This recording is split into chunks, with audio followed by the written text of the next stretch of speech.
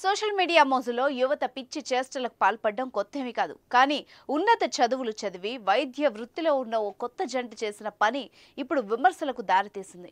అదేంటో ఒకసారి చూద్దాం. దేవుడితో సమానంగా భావించే ఓ వైద్యుడు తన వృత్తి ధర్మాన్ని మరచి ఏకంగా ఆసుపత్రిలోనే ప్రీ వెడ్డింగ్ షూట్ ఏర్పాటు చేశాడు. కర్ణాటకలోని చిత్రదుర్గ జిల్లాలో ఆ హాస్పిటల్లో జరిగిన ఘటన ఇది. దీంతో ఈ అంశాన్ని తీవ్రంగా పరిగణించిన ప్రభుత్వం ఆ వైద్యుడిని తక్షణమే విధుల్లోంచి తొలగించింది.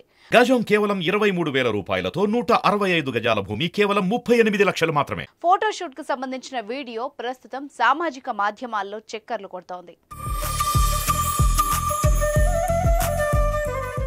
వివాహానికి ముందు ప్రీ వెడ్డింగ్ల పేరిట కొత్త ట్రెండ్ మొదలైన ఈ రోజుల్లో కర్ణాటకకు చెందిన యువ వైద్యుడు వినూత్నంగా ఆలోచించాడు.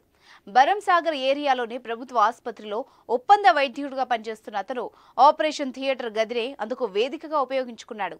ఇంకేముంది, తన భాగస్వామితో కలిసి ఓ రోగికి శస్త్రచికిత్స చేస్తున్నట్టుగా ఫోటోలు వీడియోలు తీయించుకున్నాడు. ఇది వైద్య వర్గాల్లో చర్చనీయాంశం కావడంతో ప్రభుత్వం దృష్టికి వచ్చింది. దీంతో కర్ణాటక వైద్య ఆరోగ్య శాఖ మంత్రి దినేష్ గుండూరావు ఎక్స్ వేదికగా స్పందించారు. ఆసుపత్రిలో ప్రీ వెడ్డింగ్ షూట్ నిర్వహించిన సదరు వైద్యుడిని తక్షణమే సర్వీస్ నుంచి డిస్మిస్ చేస్తున్నట్టు ప్రకటించారు.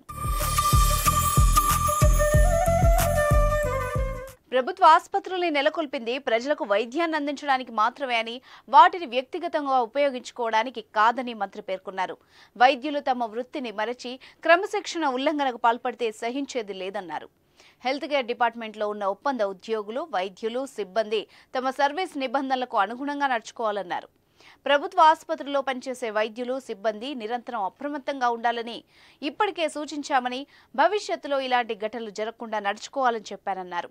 సామాన్య ప్రజల కోసమే ప్రభుత్వం వైద్య సదుపాయాలు కల్పిస్తోందని, దీన్ని దృష్టిలో ఉంచుకుని విధి నిర్వహణపై ప్రతి ఒక్కరూ దృష్టి సారించాలని మంత్రి పేర్కొన్నారు.